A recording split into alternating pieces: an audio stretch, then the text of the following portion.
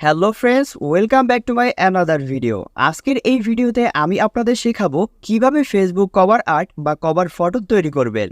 Facebook cover photo তৈরি করার জন্য আমি ব্যবহার করেছি পিকসার্ট অ্যাপ্লিকেশন এবং একটি টেমপ্লেট, যেই টেমপ্লেটটি আমি আমার ভিডিওর ডেসক্রিপশন বক্সে দিয়ে দিব এবং ফার্স্ট কমেন্টটি পিন আপ করে দিব। আপনারা ওখান থেকে ডাউনলোড করে নেবেন। তো বেশি কথা না বলে সরাসরি চলে যাচ্ছি মূল ভিডিওতে। অ্যাট ফার্স্ট আপনি চলে যাবেন পিকসার্ট অ্যাপের ভিতরে। এবার এখান থেকে প্লাস অপশন পাবেন, এটার উপর ক্লিক করে দিবেন। এখানে লেখা পাবেন সি অল, এটার উপর আপনি ক্লিক করে দিবেন। এবার এখানে লেখা পাবেন ব্যাকগ্রাউন্ড, এটার উপর আপনি ক্লিক করে দিবেন। এবার এখান থেকে আমরা ব্ল্যাক কালার ব্যাকগ্রাউন্ডটি সিলেক্ট করে নিব। ব্ল্যাক কালার ব্যাকগ্রাউন্ডটি সিলেক্ট করে নেওয়ার পর নিচে লেখা পাবো টুলস, এটার উপর আমরা ক্লিক করে দেব। এবার এখান থেকে লেখা পাবো ক্রপ, এটার উপর আমরা ক্লিক করে দেব। এবার এখান থেকে আমাদের ফেসবুক কভার আর্ট তৈরি করার জন্য সাইজ দিতে হবে। সেই জন্য এখান থেকে আপনি একদম শেষের দিকে চলে আসবেন, লেখা পাবেন ইউটিউব, এটার উপর আপনি ক্লিক করে দিবেন। তাহলেই আমাদের সাইজটি বসে যাবে। এরপর এখানে আপনি টিকমার্কে ক্লিক করে দিবেন। এবার আমাদের একটি টেমপ্লেট অ্যাড করার প্রয়োজন হবে। টেমপ্লেট অ্যাড করার জন্য এখান থেকে আমরা একটু সামনের দিকে চলে আসব, লেখা পাবো অ্যাড ফটো, এটার উপর ক্লিক করে দেব। এবার আমি আমার গ্যালারি থেকে এই টেমপ্লেটটি সিলেক্ট করে নিব। এখন আমি বলে দিচ্ছি এই টেমপ্লেটটি আপনারা কোথায় কিভাবে ডাউনলোড করবেন। এই টেমপ্লেটটি আমি আমার ভিডিওর ডেসক্রিপশন বক্সে এবং ফার্স্ট কমেন্টে পিন আপ করে দিব। আপনারা ওখান থেকে এই টেমপ্লেটটি ডাউনলোড করে নেবেন। এবার এখান থেকে টেমপ্লেটটি সিলেক্ট করে নিব। উপরে অ্যাড অপশন পাবো, এটার উপর ক্লিক করে দেব। টেমপ্লেটটি চলে আসার পর টেমপ্লেটটি আপনি ফুল স্ক্রিন করে নেবেন। সেই জন্য এই কর্নারে আপনি চেপে ধরবেন, চেপে ধরে নিচের দিকে টানবেন, তাহলে এটি কিন্তু ফুল স্ক্রিন হয়ে যাবে। ফুল স্ক্রিন হয়ে গেলে সমানভাবে দুই পাশে দুইটি কিন্তু দাগ উঠবে এবং মাঝখানে প্লাস অপশন দেখাবে। সমানভাবে এভাবে রাখার পর এবার দেখতে পাচ্ছেন টেমপ্লেটটি আমাদের ফেসবুক কভার আর্টের সাইজ। টেমপ্লেটটি ফুল স্ক্রিন করে দেওয়ার পর এখন এখান থেকে আপনি টিকমার্ক দিবেন না। এখন কি করবেন, জাস্ট বাইরে টাচ করে দিবেন। বাইরে টাচ করার পর এখন এখান থেকে আমাদের এখন একটা একটা করে ফটো অ্যাড করতে হবে। ফটো অ্যাড করার জন্য নিচে অ্যাড ফটো অপশন পাবেন, এখানে আপনি ক্লিক করে দিবেন। এবার আপনি আপনার গ্যালারি থেকে পছন্দের ফটোটি সিলেক্ট করে নেবেন। এখন উপরে অ্যাড অপশনে ক্লিক করে দিবেন। এবার ফটোটি আমাদের ক্রপ করার প্রয়োজন হবে, এখান থেকে ক্রপ অপশন পাবেন, এটার উপর ক্লিক করে দিবেন। এখন এখান থেকে 2 নাম্বার যে সাইজটি রয়েছে স্কোয়ার, এটার উপর আপনি ক্লিক করে দিবেন। এবার এখান থেকে আপনি মাইনাসের দিকে যাবেন, 40% মাইনাস করে দিবেন। 40% মাইনাস করে দেওয়ার পর ফটোটা এরকমভাবে ঘুরে যাবে। এখন এই ফটোটা আপনি এভাবে নাড়াচাড়া করে অ্যাডজাস্ট করে নিতে পারেন। এখন এখানে উপরে আপনি টিকমার্কে ক্লিক করে দিবেন। ফটোটি চলে আসার পর 2 আঙুল দিয়ে এভাবে করে একটু জুম করে নেবেন। জুম করে নেওয়ার পর এই কর্নারে আপনি ক্লিক করে এটি জাস্ট একটু ঘুরিয়ে নেবেন। ঘোরানোর পর এরকম মাঝখানে একটি দাগ উঠবে। এবার এই ফটোটি এখান থেকে আপনি চেপে ধরে এটি জাস্ট একটু ছোট করে নেবেন। ছোট করে নেওয়ার পর এটা সমান মাঝখানে আপনি ক্লিক করে এটা জাস্ট আপনি সাইজ মতো এখানে বসিয়ে দেবেন। ঘরের আশেপাশে যদি আপনার ফটোর বাড়তি অংশ চলে যায়, এটা নিয়ে আপনি একদম চিন্তা করবেন না। এখন ফটোটি আমরা বক্সের ভিতরে ঢুকাবো। সেজন্য উপরে আপনি এই যে অপশনটি দেখবেন, এটার উপর আপনি ক্লিক করে দিবেন।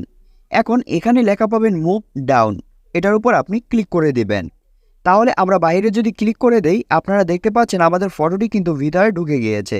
এখন এখান থেকে আপনি আবারও জুম আউট করে নেবেন। এবার আমরা আরও একটি ফটো অ্যাড করার জন্য অ্যাড ফটোতে ক্লিক করে দিব।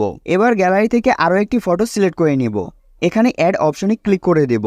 এবার এখান থেকে আবারও আপনি ক্রপ অপশন পাবেন, এটার উপর ক্লিক করে দিবেন। এবার এখান থেকে আপনি 2 নাম্বার সাইজটি সিলেক্ট করে নেবেন, অর্থাৎ স্কোয়ারে ক্লিক করে দিবেন। এবার এখান থেকে আপনি মাইনাসের দিকে যাবেন, অর্থাৎ 40% মাইনাস করে দিবেন। 40% মাইনাস করে দেওয়ার পর বক্সটি যদি আপনি ছোট করতে চান, এভাবে ছোট করে নেবেন। ছোট করে নেওয়ার পর ছবির মাঝখানে ক্লিক করে জাস্ট এভাবে করে আপনি সেট করে নেবেন। এবার উপরে আপনি টিকমার্ক পাবেন, এটার উপর ক্লিক করে দিবেন। ছবিটি এখানে চলে আসার পর রোটেট অপশনে এখানে ক্লিক করবেন।